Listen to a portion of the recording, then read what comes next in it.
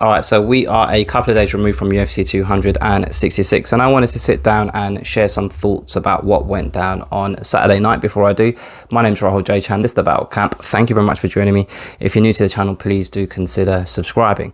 All right, look, so it is now Tuesday, and by the time this goes up, it'll probably be Wednesday, so it'll be 4 days after the fact. So what I don't want to do is sit down and dwell on fights and try and talk about them in detail. What I actually want to do is share some thoughts that I've had whilst I've been listening to podcasts, the popular MMA podcasts out there, kind of YouTube content, etc. While I've been consuming a lot of content, what I wanted to do is kind of share some opinions that I've kind of taken away from Saturday night that I haven't really seen other people express. And I want to give those opinions in this video, allow those opinions to marinate in your lot's heads, and then you guys can give your opinion about what I've just said. And that, my friends, is what we call combat sport discourse. I'm really only going to discuss two fights in detail, and it's pretty obvious which two fights I'm referring to, given my given my self-confessed love of Nick Diaz. But before we talk about Nick Diaz and Robbie Lawler, there is really only one place to start, and that's Alexander Volkanovski against Brian Ortega, because Volkanovski retained his featherweight title via a unanimous decision victory over Brian Ortega. And the couple of things that I really want to say about this fight, without going into too much detail, is the first thing, one thing that I've really seen a lot of people talk about is finally this is the fight. This is the fight where Volkanovski finally gets the respect that he deserves. And this is finally this is now where people are going to begin to recognize him as a deserving champion and things of that nature. And I was sitting there, and I've heard a few people talk about this. I've heard a few different kind of podcasts. I think Morning Combat, they were discussing this. I've heard Ara Hawani talk about this as well. And every time I've heard someone talk about this, I just don't know. Maybe I'm just too deep in the game. Maybe I'm just too much of a fan of the sport. But I'm just trying to figure out who these people are that don't respect Volkanovski. Irrespective of who you thought won the two fights that he had with Holloway, you have to admit that both of those fights are a platform where Volkanovski was able to show just what he's capable of doing in the octagon. And if you're having fights like that with someone that has the skill set, the proven skill set of someone like Max Holloway, who are these people that are regarding Volkanovski as some sort of paper champion? Because I don't know them. I don't know who these people are. I'm struggling to identify these people, and it might just be people that are on social media and sharing opinions. But that's one thing that I was slightly confused about, because the people that I talk to about the sport hold Volkanovski in high regard, and we understand just how good he is. And speaking of just how good Volkanovski is, it's clear to see that round 3 obviously was the round of the fight. And it had everything you want from a high-level mixed martial arts fight, high stakes, a championship on the line, and just the back and forth, the ebbs and flows of that fight. It was almost like a story in itself. That third round, the story of Volkanovski was doing great, and he hit adversity, and he had to struggle through that adversity, and he wound up by the end of the round back on top, raining down fucking a flurry of punches on Brian Ortega. From a technical standpoint, Volkanovski didn't do anything that surprised me at all, because I just knew that's what he's capable of. That's just how good he is. The thing that kind of surprised me a little bit is just how much of a freak he is in terms of his gas tank. Like, he just kept going, and he was there in the fifth round just going, and it honestly, like, just the output, the movement, and just the even like in that third round, the struggle that he had when he was in those submission holes that Brian Ortega threw up. So obviously he had the guillotine attempt, and then he had the triangle T-City. He had the triangle attempt, and Volkanovski managed to explode out of that, and like he would have been well within his rights to just lay on top of Brian Ortega and let the round finish. But the way he got out of that predicament and just mounted that serious flurry of punches, that attack, hats off to you, sir. From Brian Ortega's standpoint, another thing that I haven't really heard anyone talk about is in that third, or at the end of that third round, the way Ortega was just lying there for a considerable period of time. I don't know, isn't that a justification to stop the fight? Do you know what I mean? Because it's not like he had Volkanovski in a triangle choke, and then the buzzer sounds, and then he opens his guard, and Volkanovski just, scutters off to his corner, and Ortega's just lying there, ruining that missed opportunity. He was on his back, and he was receiving very dangerous ground and pound, where it was almost like if there's another 10 or 15 seconds left in this round, this fight can be stopped, because he was providing some sort of defense, but it wasn't any noteworthy defense to the offense of Volkanovski. And the fact that Ortega was lying there for that period of time, and it was almost like the referee Herb Dean had to kind of help him up to his feet at one point, and his corner came to help him up and stuff like that. I don't know what the rules are, to be honest with you. I honestly don't know what the rules are, so I don't know whether that is that situation there, that is a point where you should have stopped the fight. I'm just asking the question. Another question that I took away from that third round is, like, from what I understand, the criteria to score a fight is score a round, because we don't score fights on a whole, but to score a round, let me get my words out, is on damage. So that's the first kind of most important criteria when you're scoring a round. To me, damage equates to being able to stop your opponent, right? So when Brian Ortega had those submission holds locked in on Volkanovski, where does that rate against the ground and pound that Volkanovski was landing on Ortega? Does that make sense? Because these holds that he had, because obviously both of them were choke holds, you can't tell what damage it's doing to the opponent until the opponent taps or goes unconscious, goes to sleep, right? So how do we score that round? Like, to me, in my head, I would have scored it for Ortega, because the way I kind of process that round, or if I sit there and think about who was closest to finishing that round, it was Ortega. But then at the same time, Volkanovski fought his way out of both submission holds.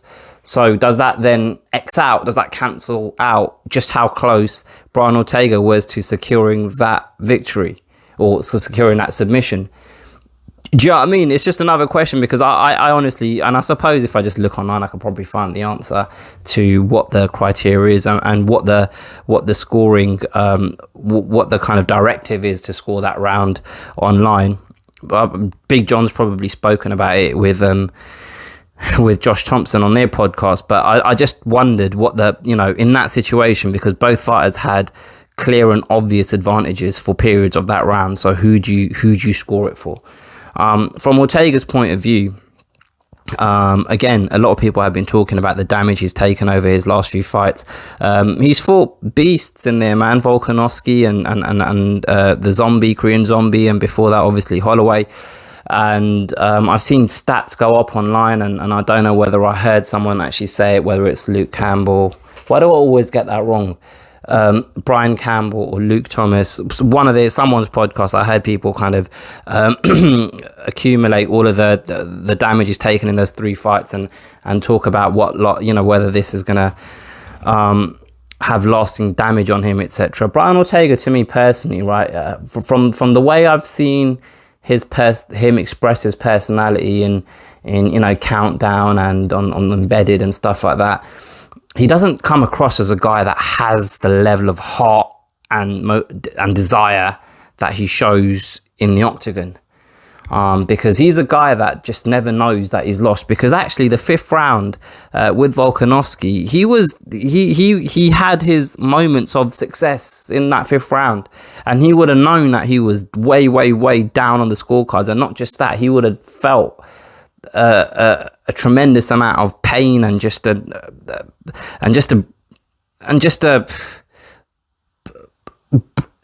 pain too. But this doesn't make sense, but his ego would have been hurt, his pride would have been hurt, being dismantled like that by Volkanovski. And still in that 5th round to put in the performance that he did, mentally he has everything he needs to become a champion. Like, he's shown that in this fight, and he's shown it in the Holloway fight as well, because it's easy to be in a war, a 5-round war, where your opponent is touching you, but you're getting the upper hand of the exchanges, right? So it's easy to continue. I say this like I've got experience of it, but just in my head, like just of my experience of watching fights for hundreds and thousands of fights over my lifetime. But where I find Ortega's kind of his nature and the way he conducts himself in the octagon quite impressive is the fact that he's still there, even though he's getting his ass handed to him. He's still there. You know, they talk about Mexican boxers having that kind of mentality and that kind of appetite for war. And I hope I haven't... Is it racist if Ortega isn't Mexican and I've just assumed he is? I think he is. But, like, he has that kind of mentality. Do you know what I mean? Like, you know, a Mexican boxer, and that's what Mexican boxers are kind of known for. I do see a lot of improvements in Ortega's abilities on his feet. He's just a little bit behind Holloway and Volkanovski. And I'm not going to write him off. I don't think I'm not going to sit here and say Ortega doesn't have what it takes to be a champion, because I've seen the improvements he's made throughout the span of his career. And there was an argument to be made that his first title shot against Holloway came a little bit early off the back of that victory over Frankie Edgar. But at that time, he was, I believe, an undefeated. Yeah, he was an undefeated fighter, 14-0. It's funny because in terms of his age, I'm just going to double check this. He's 30, so you know he's at an age where he in theory should be peaking as a martial artist. But in my head, for some reason, it feels like he's still young in his career. Like he's still learning, and you can see the improvements that he's making fight on fight. So it's just whether the damage and just age catches up to him when, from a technical standpoint, he's ready to peak. Do you know what I mean? Because what might happen is he's learning and taking all these things on board, but he's just not physically able to implement them because age and the accumulation of damage that he's taken over the years catches up to him, so he's not physically able to put into practice what he now knows, if that makes sense. But I wouldn't write him off as a future champion in this featherweight division. Moving on, so this is the fight that really was the one that I was looking forward to. Robbie Lawler defeats Nick Diaz in the 3rd round. So,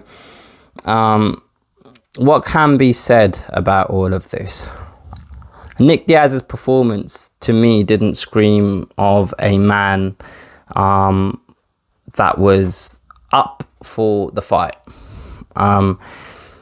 Just his demeanor, like I spoke quite extensively about Nick Diaz and the red flags that people were seeing in the lead up to the fight, and people questioning whether he should be fighting, and people saying that is he in the right mind state to be fighting, etc., etc. And in my preview video, I sat here and defended Nick Diaz's involvement in this card, and I kind of went back and spoke about, this is kind of the same Nick Diaz that we've had for, over 10 10, 15 years. And while Nick Diaz was in his peak, he was saying these same kind of things. The problem that we've got with Nick Diaz is, to me, it always feels like there's a deferral of responsibility in terms of anything outside of training and fighting.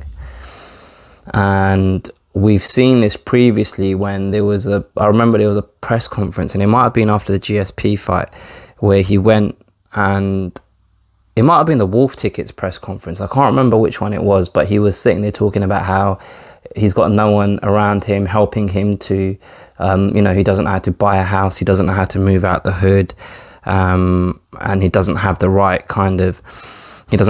infrastructure, the right people around him to help him progress in life the way he's able to progress in martial arts, whilst he's training and in the octagon fighting, etc.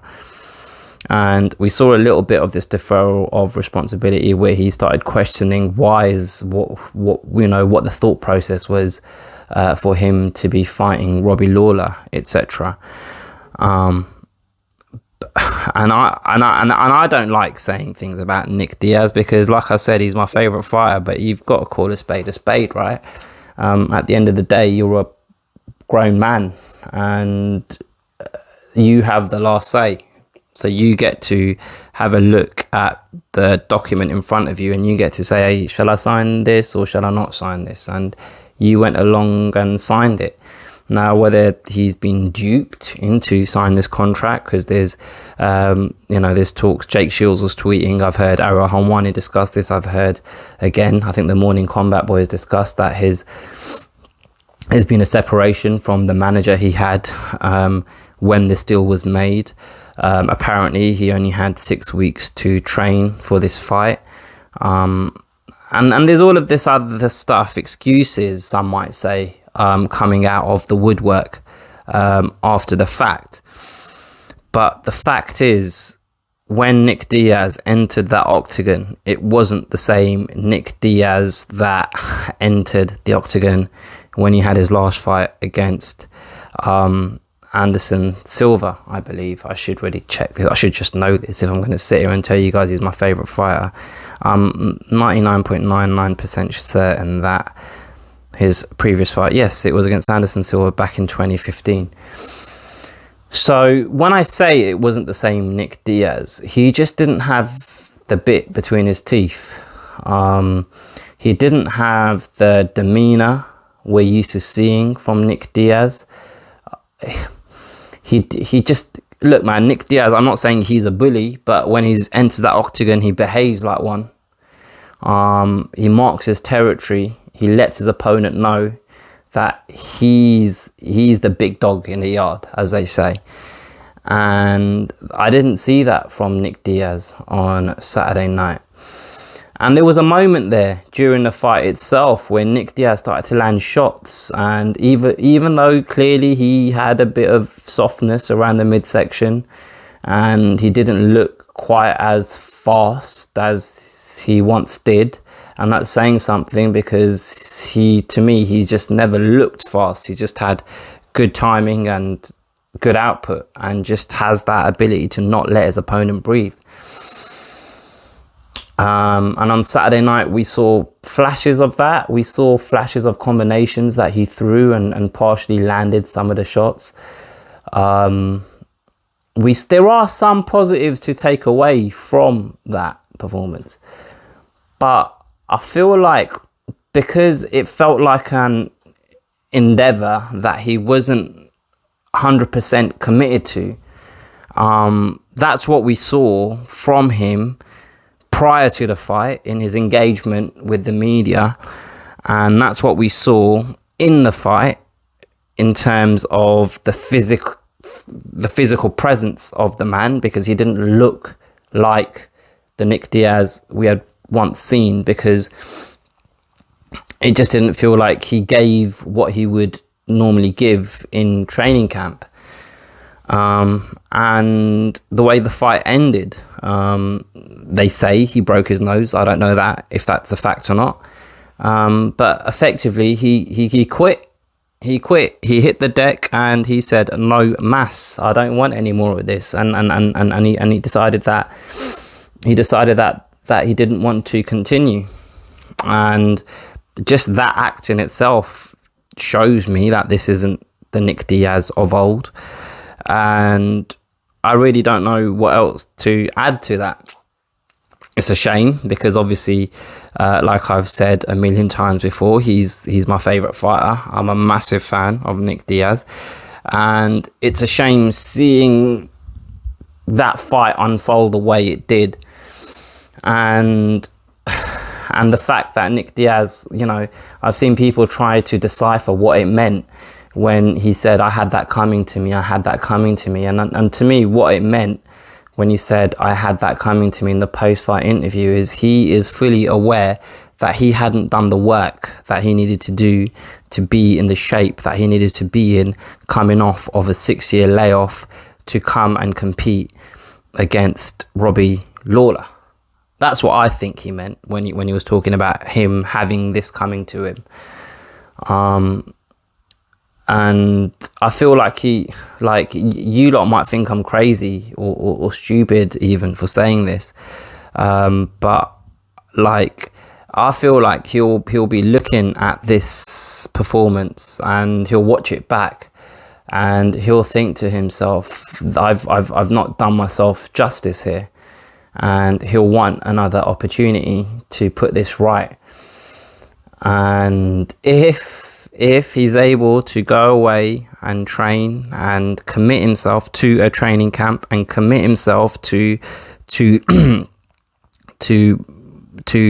physically being the best version he can of himself at this stage in his life, we'll see a better performance in the Octagon than what we did on Saturday night. Because for me, his heart wasn't in it. Nothing else seemed right leading up to this fight. I kind of feel like that because when I say nothing else seemed right, I'm talking about his appearance in Countdown, just his demeanor during the press conference, the stare down. He didn't even raise his hands during the stare down. That's what I'm used to seeing him walking up to the stare down with his fist raised. Just the little kind of trademark Nick Diaz mannerisms that I'm used to seeing. I didn't see any of them. The only thing that I saw close to a Nick Diaz from 6, 7, 8 years ago was his interview with Brett Okamoto, and that's what I based my preview video on, talking about Nick Diaz. And who knows, maybe, look, peaking and being past it, being over the hill, isn't just a physical thing. It isn't just being physically slower or you not being able to get into the same shape that you were once able to. It's also a mental thing.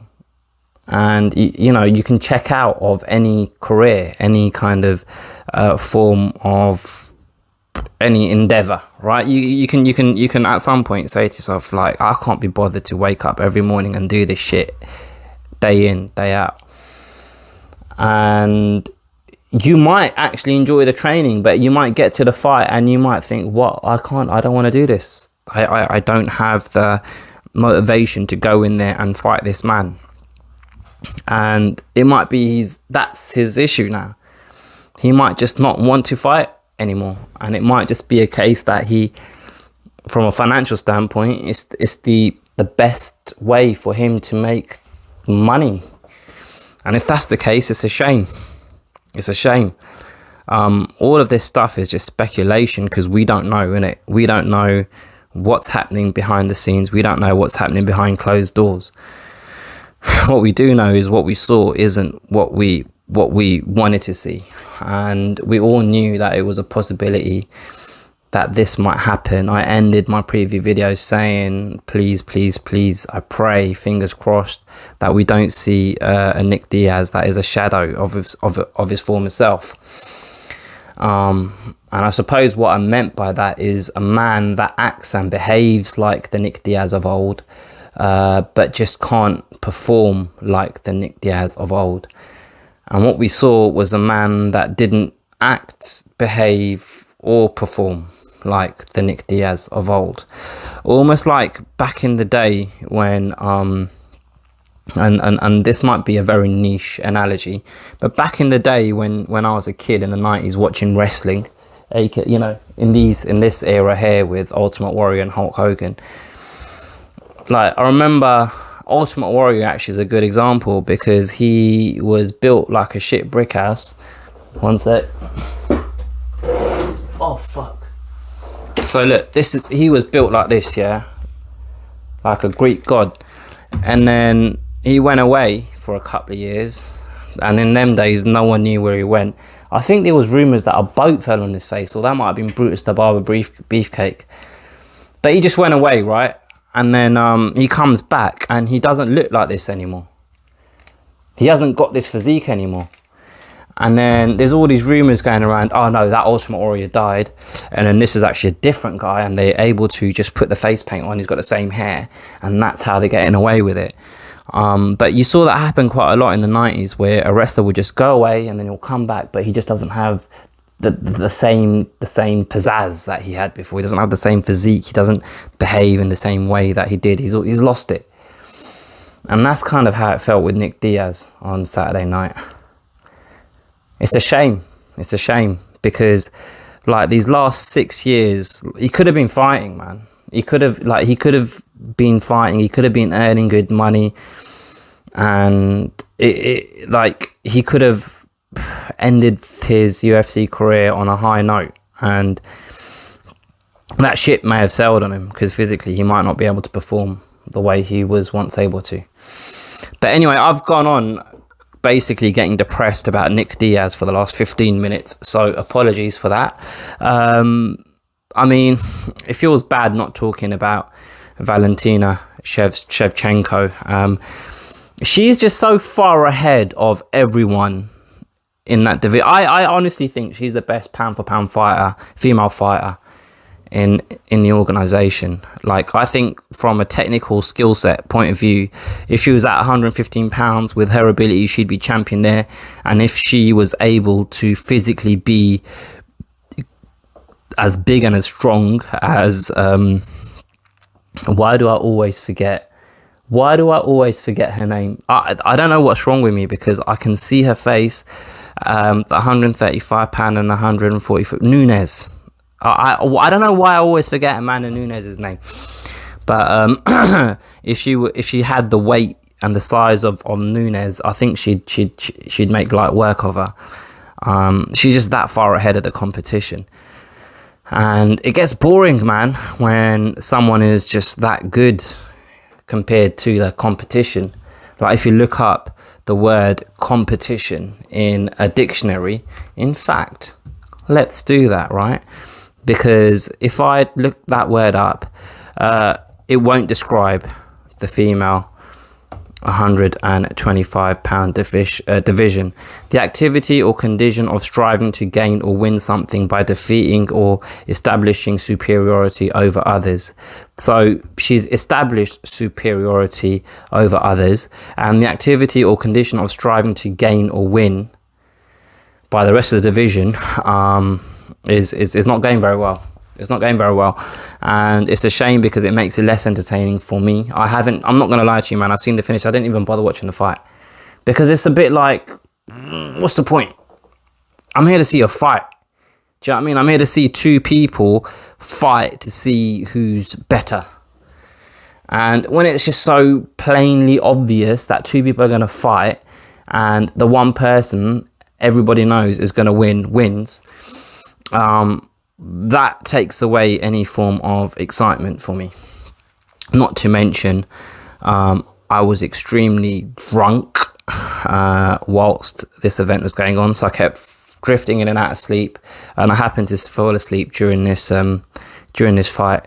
So, and I haven't had the inclination to go back and watch it. I've been going on for half an hour now, so I'm going to leave it there, but let me know what you guys think about these fights. Shout out to the Marlon Moraes and Divashvili fight. I've always had a soft spot for Divashvili after watching him celebrate Aljo's win over Corey Sandhagen. He was stood in a bar, and the way he was screaming the house down after his mate won, it always just put a smile on my face whenever I see that guy. And that was a hella exciting fight between him and Marlon Moraes. And you know what, when this fight was made between the two of them, I was sat there thinking to myself, bruv, what is Moraes doing? Why has he accepted this fight? And the way he fought that fight shows why he accepted that fight, because he still believes he is one of the best in the world. And he went into that fight behaving like one of the best in the world, and he nearly got a win, a much needed win, like a win that he needs desperately. But it wasn't to be for him, man. And I think that's his 4th in a row that he's lost. Big win for Divashvili, by the way. No, 3rd in a row. Imagine that, man. He beat Jose Aldo, and I know it was a close fight, and a lot of people think Aldo won that fight. But either way, it was a very competitive fight, like we were just talking about competition a minute ago. And then Corey Sandhagen, Rob Font, like these two guys are high caliber martial artists, right? And then now he's lost to Merab Dvalishvili. Well, I was saying it quite well before, and now I fucked it up because I'm trying to read it. But yeah, I really think he needs to rebuild, and he needs to rebuild his confidence. And the way he needs to do that is go back and try and fight like someone that isn't a top 10 bantamweight. He needs to go back and fight someone, you know, from 11 to 20. And there's plenty of people in that division, names that I've never heard before probably. And he can rebuild, man. I wonder how old he is. 33. Yeah, I think I wonder where he is with his contract and stuff like that as well. Anyway, I'm just kind of this is basically what I do in my spare time in my head. I sit here and these are the thoughts that go through my head, and then I'll start googling stuff and find the answers out to these questions that I've just asked you guys.